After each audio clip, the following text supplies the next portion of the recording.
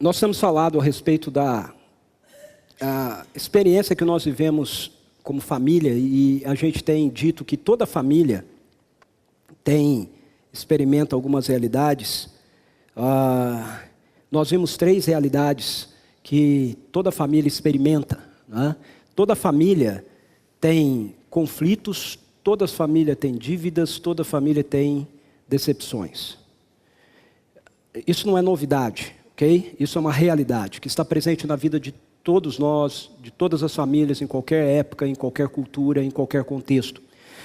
E nós vimos que o Evangelho, ele traz respostas para cada uma dessas realidades, ok? O Evangelho traz respostas para os conflitos, para as dívidas, para as decepções. Os conflitos, por exemplo, nós encontramos resposta no Evangelho com perdão. Para as dívidas, nós encontramos resposta no Evangelho com sabedoria. Para as decepções, nós encontramos resposta no Evangelho através da aliança. Da gente entender a aliança de Deus conosco e a presença de Deus na nossa vida, em meio a todas as nossas tribulações e dificuldades, mas Deus dirigindo tudo isso de uma maneira que os propósitos dele se cumpram plenamente em nós. E dentre outras realidades que estão presentes aí na nossa família, uma realidade que todos nós experimentamos é a realidade da perda. Nós perdemos coisas, nós perdemos animais de estimação, nós perdemos entes queridos.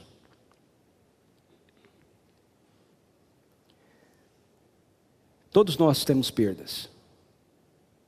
Eu tenho certeza que você já perdeu coisas que você gostava, que eram preciosas para você e você perdeu. Era importante para sua família e perdeu. Algo que você guardava com tanto cuidado e de repente veio lá aquele sobrinho, né, e quebrou. Perdemos animais de estimação, né? Eu tive uma criação sempre com muitas criações, ok? Uma criação de vida, de educação, sempre com muitas criações, ok? Envolto por pato, galinha, marreco, gato, cachorro. A gente tinha todas essas coisas na nossa casa. Passarinho, papagaio. E quando ainda éramos eu e minhas 2 irmãs mais velhas, né, as 2 após mim, a gente tinha mania lá em casa de todo mundo ter que ter um bicho que era seu. Né? Não bastava um para os 3. Tinha que ser um para cada um. Então, cada um tinha um gato, cada um tinha um cachorro. Então, era sempre assim, né, a nossa casa. E eu tive muitos bichos. Mas eu tive 2 animais, dentre todos eles que eu tive, que quando eu perdi, a dor foi grande. Um cachorrinho que eu tinha chamado Nick. O Nick ficou comigo, acho que por volta de uns 7 ou 8 anos, mais ou menos. Eu era bem pequeno, eu tinha uns 6 anos, acho, talvez, 6, 7 anos. E quando eu fiz 14 anos de idade, ele morreu. E para mim foi uma dor muito grande a morte do Nick. E aí eu não queria mais ter cachorro. E a gente continuou tendo cachorros. Mas os cachorros que a gente tinha, eu não me apegava a eles, eu não me envolvia com eles. Então o meu pai, as minhas irmãs, mas eu sempre ficava bem neutro em relação a eles. Porque eu não queria mais sentir aquela dor que eu tinha sentido da perda do Nick. Até que muitos anos depois, morando em Rio Claro, eu estava num encontro com líderes da igreja que eu havia plantado lá, numa chácara, e alguém me disse assim: o vizinho tem um lobo canadense, eu sou apaixonado por lobo. E eu falei: sério? Nunca tinha visto um pessoalmente. Nossa, será que eu posso vê-lo? Aí arrumaram o jeito de eu ir ver. E eu fui lá e estava aquele lobo enorme, né? E quando eu cheguei assim, eu fui entrando e falou: não, para aí, calma. E aí o lobo levantou lá do fundo, olhou para mim e ele era casado, não com uma loba, mas com uma husky siberiana. Então, ela estava deitada assim, e do lado dela tinha um filhotinho. E aquele lobo começou a vir para cima de mim, devagar, andando, olhando bem em mim assim. E o dono dele falou, fica parado e espera. E aí ele chegou bem perto de mim, olhou bem nos meus olhos. E aí ele abaixou a parte da frente dele. E aí ele falou, pode passar a mão nele. Ele está dizendo que você é bem-vindo. E eu passei a mão nele. E aí o dono, eu olhei e falei, é filhote dele? Ele falou assim, ela deu cria. Só sobrou esse. Eu falei, é mesmo? É. Você quer? Eu falei, se eu quero? É. E eu não quis. Eu falei, não quero, não, tal, por causa do Nick. Mas aí depois continuou a reunião e tal, e tudo mais, e eu não sei se por armação da Suzy ou alguma coisa assim, mas a pessoa que era vizinha, que era da chácara, dona da chácara que a gente estava, que era vizinha dele, veio com ele de novo, e falou, você tem certeza que você não quer, pastor? Né? Eu estou sabendo que o senhor gosta muito de cachorro, e o senhor gosta muito de lobo, né? Olha, ele não está vendendo, ele está dando para o senhor. E aí eu não resisti, eu levei para casa. E botei o nome dele de Aslan. Por causa do Crônicas de C.S. Lewis. E eu fiquei com o Aslan 7 anos. Ele era maravilhoso. E quando eu mudei para Valinhos, ele ficou conosco 1 ano em Valinhos e contraiu um câncer e morreu. Por mais que a gente tentou salvá-lo, nós não conseguimos. E aí, de novo, eu senti a mesma dor que eu senti quando eu perdi o Nick. A gente gosta de animais, né? Se você gosta de animais, quando você perde um animal de estimação, é muito dolorido para você. Mas eu penso que eu não errarei se eu disser que de todas as realidades que temos presentes, experimentamos em nossas famílias, a perda de uma pessoa que nós amamos é a mais complicada e a mais difícil de se lidar. Nada dói mais do que a gente perder alguém da nossa família que nós amamos. Como é que o Evangelho nos capacita a lidar e a responder a isso? Como é que o Evangelho nos ajuda a lidar e a responder essa demanda da nossa vida familiar que tem a ver com a perda? Veja, no final do livro de Gênesis, final do capítulo 49 e o capítulo 50, você pode abrir a sua Bíblia lá comigo ou ligá-la lá comigo. Nós encontramos o fechamento da narrativa da história de Abraão e dos seus descendentes. No final do capítulo 49 de Gênesis e o capítulo 50, você tem o fechamento do livro de Gênesis, você tem a história que encerra a saga de Abraão, de Isaac e de Jacó. Da família de Abraão. É muito interessante a gente perceber como o autor bíblico, inspirado, né, pelo Espírito Santo, ele realmente fecha essa fase da história.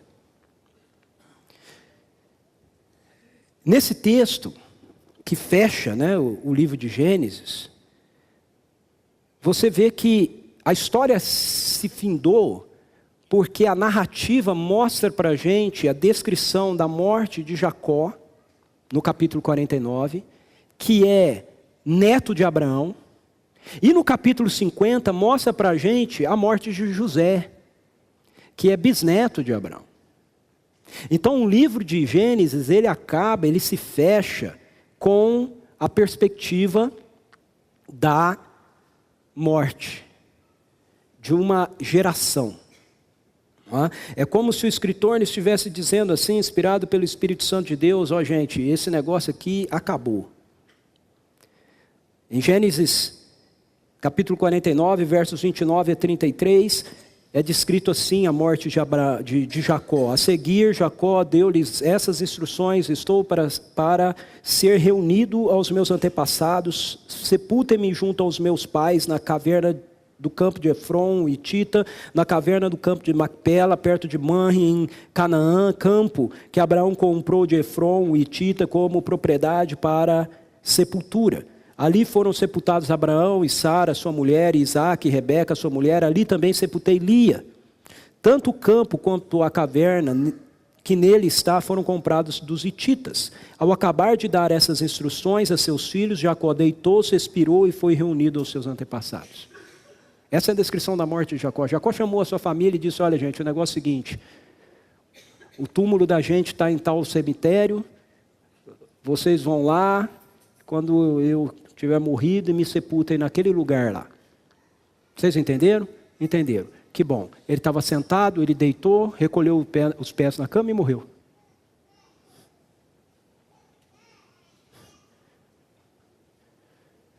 No capítulo 50, versos 24 até o verso 26, diz assim: antes de morrer, José disse a seus irmãos: estou à beira da morte, mas Deus certamente virá em auxílio de vocês e os tirará dessa terra, levando-os para a terra que prometeu com juramento a Abraão, Isaque e Jacó. E José fez com que os filhos de Israel lhe prestassem um juramento dizendo-lhes: quando Deus intervier em favor de vocês, levem os meus ossos daqui. Morreu José com a idade de 110 anos, e depois de embalsamado, foi colocado num sarcófago no Egito. Assim termina o livro de Gênesis. Morreu José com a idade de 110 anos. E acabou. Agora, não se deixe enganar, ok? O Espírito Santo enche esse texto final de esperança que deve gerar em nós a expectativa pelo poder do Evangelho operado na nossa própria vida e da nossa família. Embora o que a gente encontra aqui na finalização do livro de Gênesis seja a narrativa do fim de uma era, ok? Do fim da era dos patriarcas. A era dos patriarcas acabou, Deus fechou um ciclo, ok? Abraão, Isaque, Jacó, José, a história deles findou-se. E num momento a gente pode olhar para isso e dizer: ah, que coisa triste. Mas a narrativa, na verdade, ela é cheia de esperança, e eu quero mostrar isso para você. Quero mostrar para você como o Evangelho, ele nos oferece condições de lidar com a realidade da perda na nossa história, na nossa casa, na nossa família. Primeiro, o Evangelho nos oferece espaço para lidar com a dor da perda. Gênesis capítulo 50, verso 1, depois que Jacó morre diante dos seus filhos, o texto diz que José atirou-se sobre seu pai e chorou sobre ele e o beijou.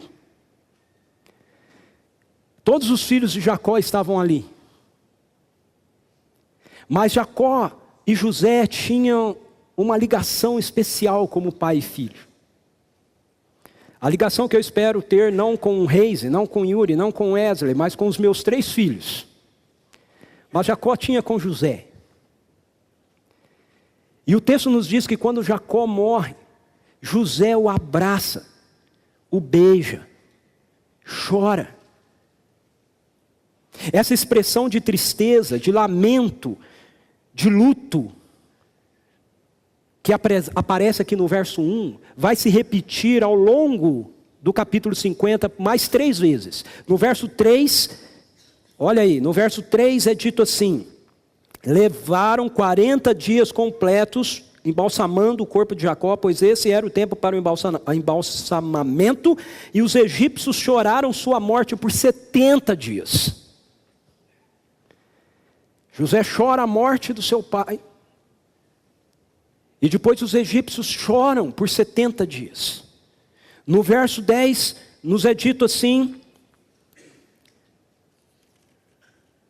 chegando a eira, aí eles saem para ir fazer o sepultamento, vai o velório, cortejo, chegando à eira de Atade, perto do Jordão, lamentaram-se em alta voz com grande amargura, e ali José guardou 7 dias de pranto pela morte do seu pai. José chora, 70 dias de choro, aí eles saem para fazer o velório, depois de 70 dias, eles estão indo para o cemitério, chegam no cemitério, aí o pai vai ser depositado lá no túmulo, e José chora, mais uma semana, mais 7 dias. No verso 17, depois que o velório já aconteceu, depois que já voltaram para casa, depois que o tempo já passou,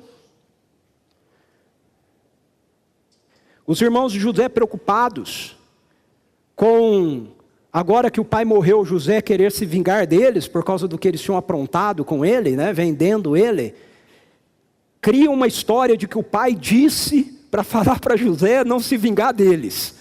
E aí eles vêm com essa história para José, e o verso 17 diz assim: nosso pai pediu que te disséssemos o seguinte: peço-lhe que perdoe os erros e pecados de seus irmãos que o trataram com tanta maldade. Agora, pois, perdoa os pecados dos servos do Deus do teu pai. Quando recebeu o recado, José chorou.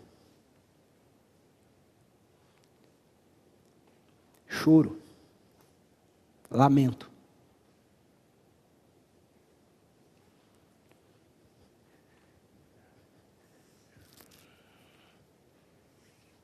Quando nós perdemos as pessoas que amamos, mesmo que passe o tempo, muitas vezes nós vamos nos pegar chorando. Quando nós nos lembramos dela, quando alguém nos lembra, como José foi lembrado do pai, e chorou, nós vamos nos pegar chorando. Algumas pessoas julgam que estarão demonstrando uma espiritualidade superior se elas não lamentarem diante da perda das pessoas. Algumas pessoas são ensinadas que se você acredita em Deus, se você crê em Deus, então, e alguém que você ama morre, então você, por crer em Deus, você não pode chorar. Ele é soberano. Essa foi a vontade dele. Você não pode lamentar. Se você fizer isso, você é muito fraco na fé. Algumas pessoas querem argumentar que a soberania de Deus se estabelece em sua vontade perfeita, e ela foi feita.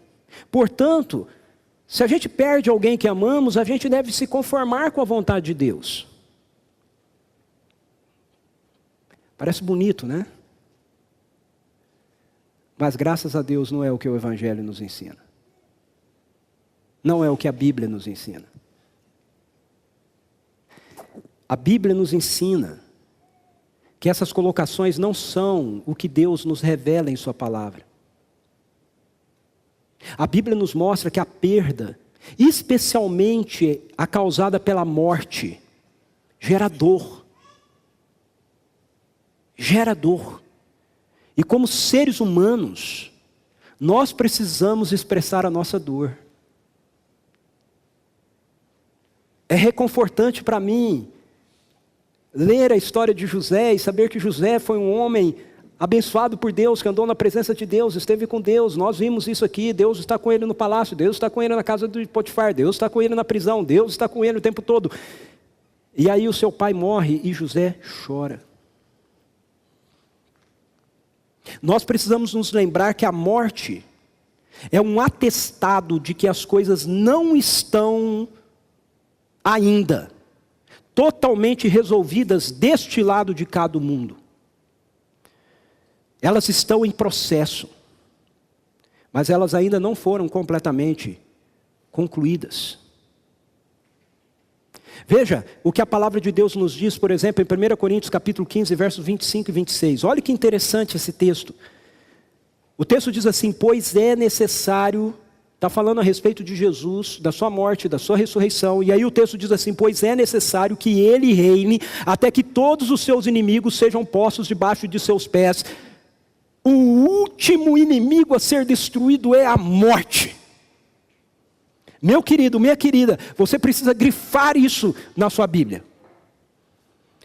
Se você não tem mania de grifar a sua Bíblia, escreva no papel e coloque em algum lugar, para você se lembrar disso. O último inimigo a ser vencido será a morte. Preste atenção, a morte é uma inimiga de Jesus Cristo. A morte é uma inimiga de Deus. A morte não é da vontade de Deus. A morte é a consequência da nossa rebelião contra Deus. Não faz parte do plano original de Deus. Deus não nos criou para que nós morrêssemos. E é por isso que a morte é tão dolorida. Deus não olha então para a morte de uma forma conformada. Deus não olha para a morte. A Bíblia diz que Deus não olha para a morte dos seus santos com descaso. A Bíblia diz que preciosa é aos olhos do Senhor a morte dos seus santos. Por quê? Porque o plano de Deus não é a morte. A morte é inimiga. A morte é consequência direta da vida de rebelião que o ser humano assumiu em relação a Deus.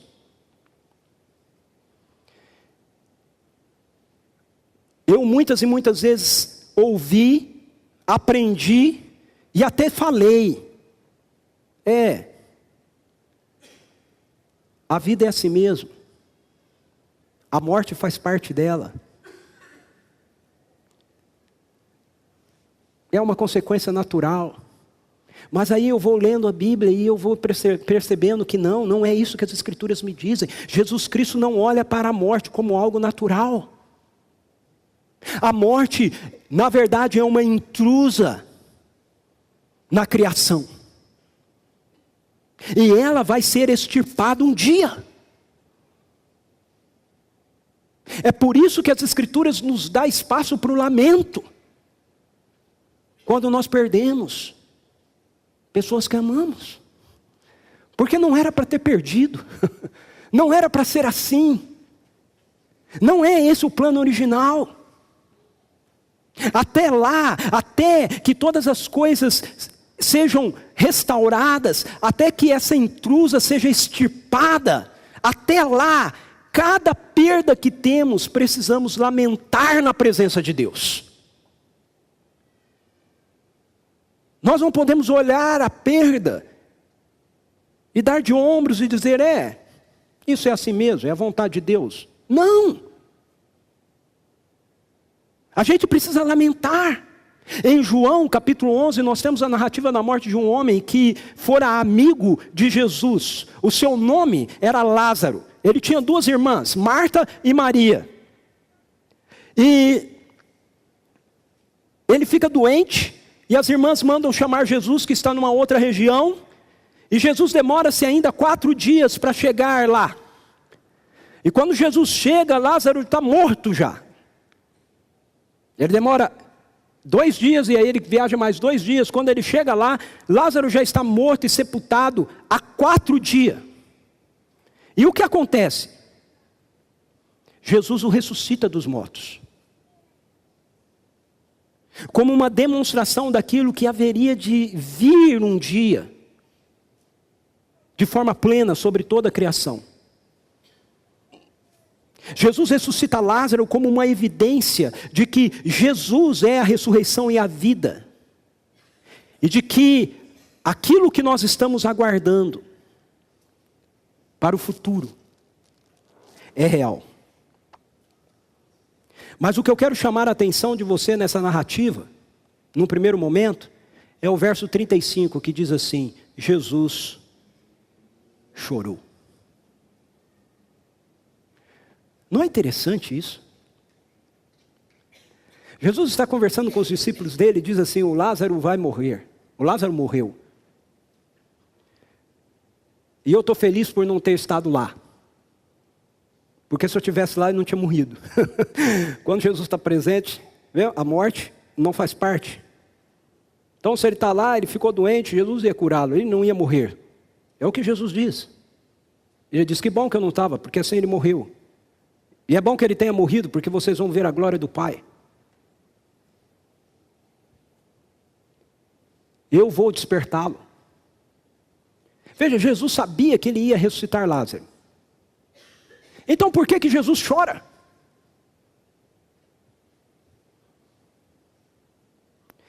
Se ele sabia que ia ressuscitar Lázaro, por que chorar? Porque independentemente de qualquer coisa, a morte é uma realidade que experimentamos que não faz parte do plano original de Deus. É por isso que Jesus chora. Jesus chora porque ele olha para Lázaro morto e diz, isso não era para ser assim. Não era para ser assim. E isso não vai ser assim. Chegará um dia em que a voz do Senhor vai ser ouvida e todo que morreu ressuscitará dos mortos. Porque isso não é para ser assim. A morte não é para fazer parte da história da criação. E Jesus chora por conta dessa realidade. Lázaro morreu porque a realidade da rebelião contra o meu pai foi instaurada. Isso não deveria ter acontecido, não precisava ter acontecido. Deixe-me abrir um parênteses aqui. Veja, não dá certo a gente dizer que Lázaro morreu pela vontade de Deus. Porque se Lázaro morreu pela vontade de Deus, então Jesus está indo contra a vontade do Pai, porque ele ressuscitou Lázaro. Deus não, chegou a hora, Lázaro, acabou, vem para casa. E Jesus chega e diz assim, não pai, o senhor está errado. Ele tem que continuar aqui. Lázaro, volta para cá. Não é isso que está acontecendo. Veja, a morte é uma intrusa. A morte é uma intrusa na criação. Nós vamos lidar com ela, mas a prova de que ela é uma intrusa é que Jesus ressuscitou dos mortos e que as Escrituras nos dizem que nós ressuscitaremos dos mortos. Uma evidência disso aqui no texto é justamente o fato de que naquele momento Jesus historicamente ressuscita Lázaro. Para mostrar que, olha, essa é uma realidade que ainda vai acontecer e que todos vão experimentar. Então veja, diante da morte, nós precisamos lamentar. Diante da morte, nós precisamos chorar. Diante da morte, nós precisamos dizer, Deus, não era para ser assim. Que venha o teu reino. Que a morte seja definitivamente vencida, Senhor.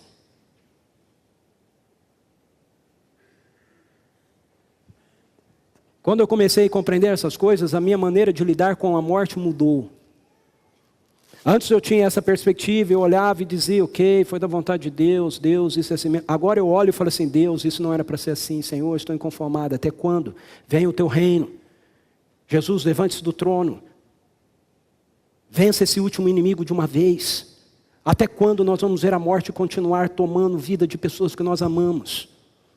Eu não sei você, mas eu não estou pretendendo morrer, ok? Você está? Eu não. Eu estou pretendendo ser arrebatado. Ok?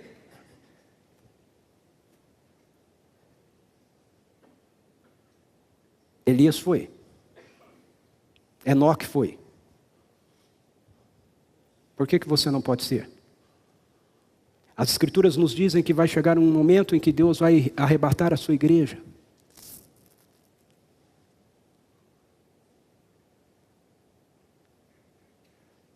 A gente precisa começar a olhar para a morte de uma maneira diferente. O Evangelho nos dá espaço para lamentar, porque a morte não faz parte do plano original de Deus. Nós não devemos nos conformar diante da morte das pessoas. Todas as vezes que a gente vê a morte de um ente querido, todas as vezes que a gente ouve sobre alguém que morreu, nós precisamos dizer, Deus, isso não pode continuar. Deus, o Senhor precisa vir. Deus, o teu reino tem que vir. Deus, nós lamentamos porque isso não era para ser assim. Mas, deixe-me continuar porque nosso tempo é curto. O Evangelho nos oferece a perspectiva certa quanto à vida. O Evangelho nos dá condições de lidarmos com a realidade da perda na nossa vida, na vida das nossas famílias, porque o Evangelho nos oferece a perspectiva certa quanto à vida. Olha o verso 19 e 20. Diz assim: José, porém, lhes disse... Eles vieram com aquela historinha que o pai mandou dizer para ele perdoar, né, e tudo mais. E aí ele chora e responde para eles: não tenham medo. Estaria eu no lugar de Deus? Vocês planejaram um mal contra mim, mas Deus tornou em bem para que hoje fosse preservada a vida de muitos. Como eu mostrei, logo após a morte do pai, os irmãos de José acham que eles têm que criar uma trama para garantir que José não vai se vingar deles. Os versos 15 a 18 aí do capítulo mostra isso para a gente, né? E eles dizendo: olha, o nosso pai morreu e agora o José vai querer se vingar de nós. Vamos falar para ele que o papai disse para ele perdoar a gente. Ah, vamos. Aí eles criam essa história, vão lá e eles falam para José. E José olha para aquela cena, chora. E a resposta de José é: estou eu no lugar de Deus? Por que José responde assim? O evangelho havia alcançado o coração de José. Ele havia compreendido que ele não era Deus, que a vida não era a respeito dele. A vida era a respeito de Deus, do seu plano de redenção no mundo, do qual José tinha o privilégio de participar. Essa é a resposta que ele dá a seus irmãos: estou eu por acaso no lugar de Deus? Uma das maneiras de nós lidarmos com a perda da nossa vida é nós sabermos que nós não somos o centro da história. Deus é o centro da história. Nós estamos participando de alguma coisa maior. Quando nós não entendemos isso, às vezes nós carregamos, por causa da perda, o rancor no nosso coração. Há uma linha tênue que separa tristeza, lamento, que o evangelho nos dá espaço para termos diante da perda, e a amargura que nós passamos a guardar no nosso coração. Olha só esse texto de Eclesiastes, capítulo 7, verso 2. Ele diz assim: é melhor ir a uma casa onde há luto do que a uma casa em festa, pois a morte é o destino de todos. Os vivos devem levar isso a sério. É uma verdade, a morte é o destino mesmo de todos, nós devemos levar isso a sério. Mas não é melhor você ir na casa onde há luto do que na casa onde há festa.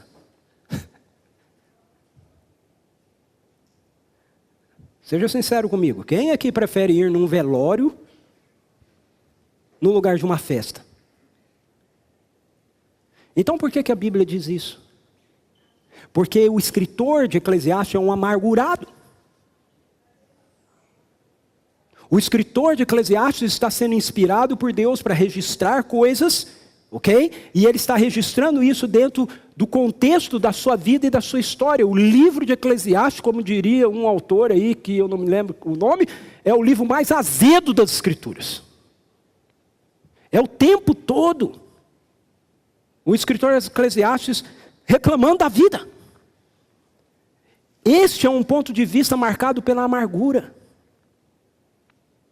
A vida se transforma em uma trajetória sem esperança, em uma jornada ao encontro da morte que vai prevalecer. É isso que ele está dizendo aqui.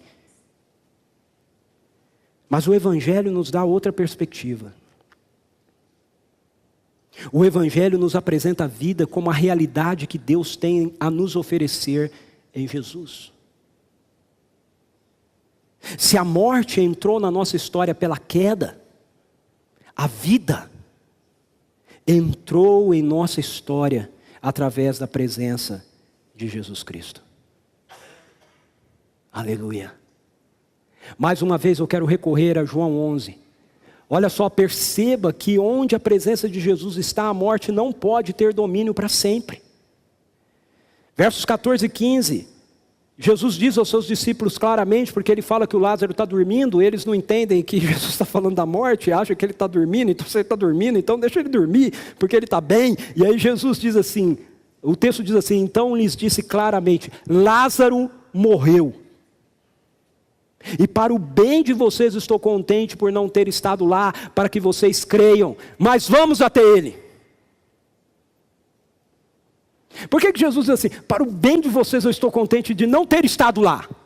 Porque o Jesus era o maior estraga-velório que existiu. E todo velório que Jesus ia, o velório acabava, porque ele ressuscitava o morto. Ok?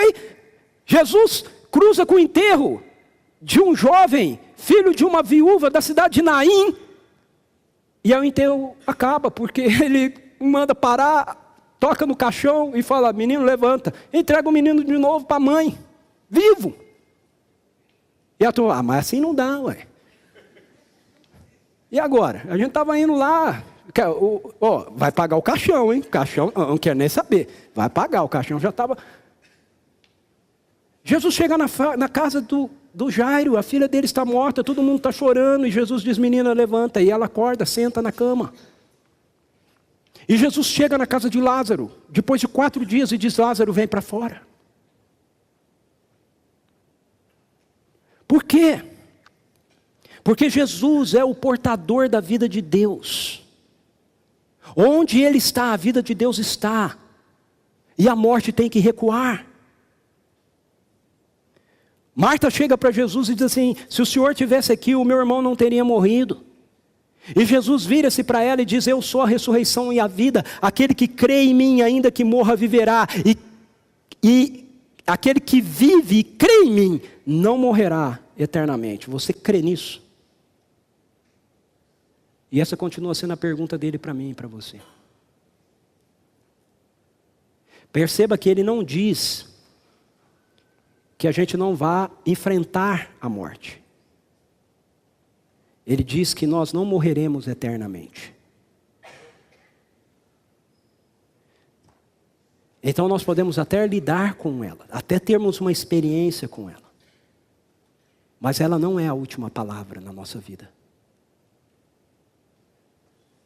A morte não é a última palavra na sua vida, na sua história. O Evangelho nos oferece uma razão pela qual vamos viver nossa vida aqui. E esta razão não é a de esperarmos que a morte chegue. Melhor é ir na casa que tem velório do que na casa que tem festa.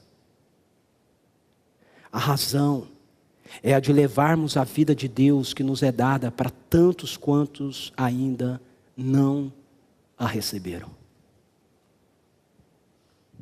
Se você já teve um encontro com o poder do Evangelho na sua vida, com Jesus, que viveu aqui, morreu e ressuscitou, e está vivo. Se você já teve um encontro com Ele,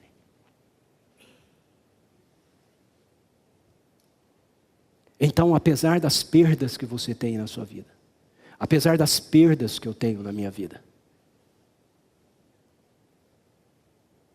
nós já não somos mais conduzidos por uma casa de velórios. Nós somos conduzidos por uma casa de festa. Porque a vida de Deus está em nós e a vida de Deus é oferecida através de nós para tantos quantos ainda não experimentaram essa realidade. Nós temos que lamentar e temos que chorar, como José fez sobre Jacó. Mas também como José fez, nós precisamos nos levantar e andar dizendo, eu não estou no lugar de Deus. Eu faço parte daquilo que Deus está fazendo. Ele me colocou aqui para levar da salvação dele, da vida dele para outros.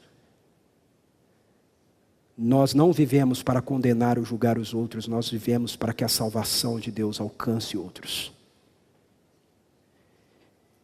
E o Evangelho, para a gente terminar, nos oferece a esperança para seguirmos adiante. Nos dá espaço para lamento, nos coloca na perspectiva certa da vida e nos dá a esperança para seguirmos adiante. Versos 24 e 25 do capítulo 50, para mim tem o anúncio do Evangelho de uma forma muito poderosa. O texto diz assim: antes de morrer, José disse a seus irmãos: estou à beira da morte, mas Deus certamente virá em auxílio de vocês e os tirará desta terra, levando-os para a terra que prometeu com juramento a Abraão, a Isaque e a Jacó. E José fez que os filhos de Israel lhe prestassem um juramento, dizendo-lhes: quando Deus intervier em favor de vocês, levem os meus ossos daqui. O livro de Gênesis termina com a descrição da morte de José. Mas o que sobressai é a esperança. É a esperança que ele expressa em relação ao futuro que chegaria um dia em meio às ações poderosas de Deus. O livro de Êxodo vai contar essa história, vai contar a história de como isso ocorreu, pelo menos em parte. Como Deus intervém na história então dos israelitas e tira os israelitas da terra do Egito e os leva para a terra de Canaã. Por que eu digo em parte? Porque na verdade o maior de todos os atos salvadores de Deus não é aquele que aconteceu no Egito. O maior de todos os atos salvadores de Deus é aquele que aconteceu no Calvário. O maior ato salvador de Deus não foi aquele feito por Moisés quando ele disse para o povo matar o novilho e passar o sangue nos umbrais da porta. O maior ato salvador de Deus foi quando o novilho, o Cordeiro Santo de Deus, Jesus, deu a vida dele numa cruz. E o sangue dele foi passado nos umbrais da história. A morte de Jesus revolucionou toda a realidade da criação. É a ação redentora de Jesus, sua morte e sua ressurreição, que traz a história de volta para um novo rumo, para um rumo que é marcado pela esperança. Então preste atenção. Assim como Deus visitou e interveio em favor de Israel, Ele irá visitar e intervir o nosso mundo através do retorno glorioso de Jesus, estabelecendo um novo céu e uma nova terra. Isso vai acontecer, querido. José tem certeza de que vai acontecer, a ponto de dizer: quando acontecer, leve meus ossos com vocês. Isso vai acontecer, porque as Escrituras nos prometeram. Apocalipse capítulo 21, verso 1, verso 4, nos diz como a história termina. Diz: então vi novos céus e nova terra, pois o primeiro céu e a primeira terra tinham passado, o mar já não existia. Ele enxugará dos seus olhos toda a lágrima. O último inimigo vai ter sido vencido. Não haverá mais morte, nem tristeza, nem choro, nem dor, pois a antiga ordem já passou. Então, por um lado, quando eu perco alguém que eu amo, eu lamento e digo: Deus, eu preciso chorar, porque isso não era para ser assim, essa não é a realidade que o Senhor criou. Mas por outro lado, o meu coração precisa olhar para frente, para o futuro, e ele precisa se encher de esperança, dizendo: uma nova realidade está chegando, aonde a morte será banida, aonde assim como Lázaro ouviu a voz de Jesus dentro do túmulo e voltou dos mortos, todos aqueles que partiram no Senhor ouvirão a voz dele e voltarão dos mortos. Preste atenção nisso, porque às vezes alguns cristãos entendem isso de forma equivocada, ok? Nós não cremos meramente na imortalidade da alma. Esse não é um conceito bíblico. Nós cremos na ressurreição do corpo. Nós não acreditamos meramente que a alma vai viver eternamente. Nós cremos que o corpo vai viver eternamente também. O corpo vai ressuscitar, a alma vai vir para ele de novo, e nós vamos viver eternamente como um ser integrado. Ninguém vai ser Gasparzinho, ok? Eu vou sentar um dia na mesa de novo com meu pai, que já partiu, e eu vou tomar um bom vinho com ele, e vou chamar Jesus para brindar conosco, e vou dizer ao rei: dos reis, é o Senhor dos senhores. Porque a última palavra é da ressurreição, não é da morte. Crês nisso? Crês nisso? Diante das perdas que nós experimentamos na nossa vida, nas nossas famílias, o Evangelho nos convida a crer nisso, a ter essa esperança, a lembrar que a última palavra ainda não foi dada. Através do derramamento do Espírito Santo, Jesus Cristo colocou em movimento o céu em direção à terra. Sabe? O Espírito foi derramado, isso aqui começou a acontecer. Nós podemos experimentar realidades que estão nos aguardando num futuro não muito distante. Através de cada momento com a presença de Deus, como nós experimentamos hoje aqui. Através do adensar do reino dele entre nós, agora, hoje, ele nos lembra que há um mundo que está se aproximando. Nós podemos ter esperança porque há uma cruz fincada na história e essa cruz está vazia. Nós podemos ter esperança porque há um túmulo em Jerusalém e ele está vazio. Oh Deus! Nós podemos ter esperança porque há um trono nos céus, um trono que rege a história, e ele está ocupado pelo Cordeiro Santo de Deus, que venceu a morte. Ele ressuscitou. O Evangelho nos enche de esperança para lidar com as nossas perdas, porque ele não apenas nos dá essa perspectiva do futuro que vai chegar, mas ele também nos diz que esse futuro já começou. Vou voltar mais uma vez ainda a João 11. A Marta diz para Jesus: Senhor, se estiveres aqui, meu irmão não teria morrido. Mas eu sei que mesmo agora, Deus te dará tudo o que pedires. Disse-lhe Jesus: o seu irmão vai ressuscitar. Há pessoas aqui essa manhã que precisam ouvir Jesus dizer isso para você. A sua mãe vai ressuscitar. O seu pai vai ressuscitar. O seu marido vai ressuscitar.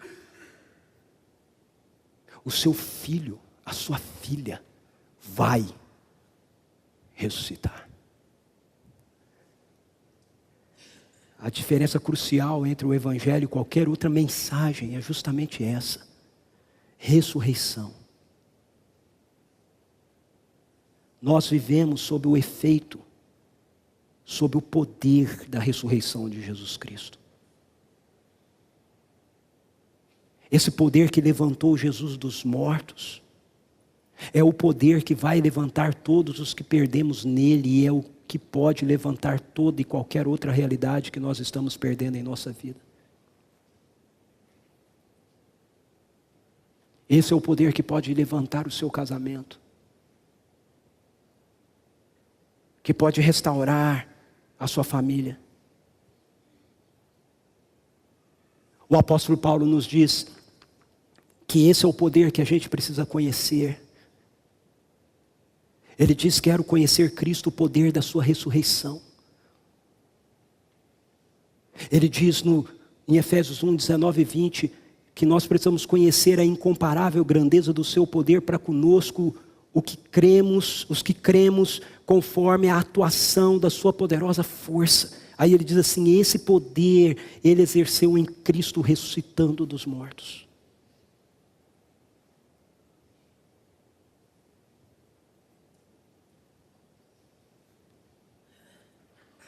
O poder da ressurreição está entre nós.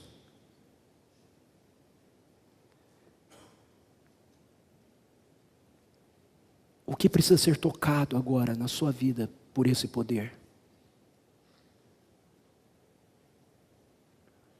Eu queria chamar o Reis aqui. Fique em pé. Eu sinto que Deus ainda tem alguma coisa para fazer em alguns de nós aqui essa manhã.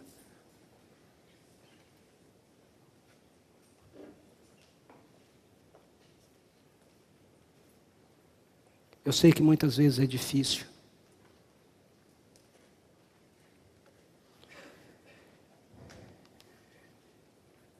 Eu sei que muitas vezes nós enfrentamos coisas que é bem difícil a gente olhar e a gente, pelos nossos sentimentos, realmente conseguir crer que as coisas podem ser diferentes, que elas podem mudar. Mas eu quero dizer para você que elas podem mudar. Quero dizer para você que um dia elas serão mudadas para todos, indistintamente, porque o governo de Deus chegará plenamente entre nós. Mas eu quero dizer para você que esse governo que chegará também já chegou.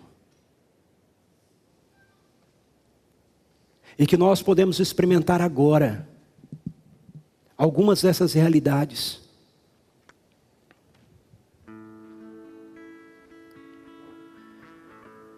O que precisa ser tocado por esse poder na sua vida? O que você tem perdido em sua vida?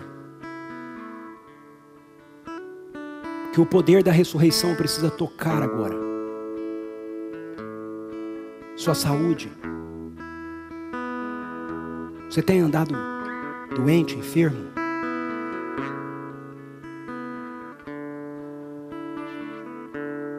O que você tem perdido em seu casamento?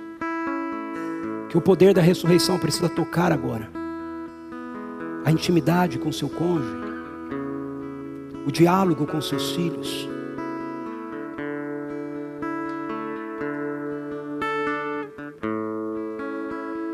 O que você tem perdido em sua família? Que o poder da ressurreição precisa tocar agora. A voz de Jesus precisa dizer: vem para fora. O que precisa ser restaurado, renovado, ressuscitado. Coloque isso diante de Jesus.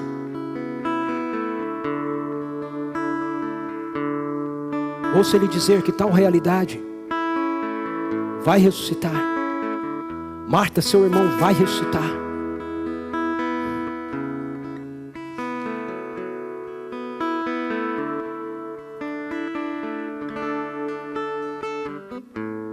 Mais de ti, Santo Espírito. Que o poder da ressurreição venha, Senhor.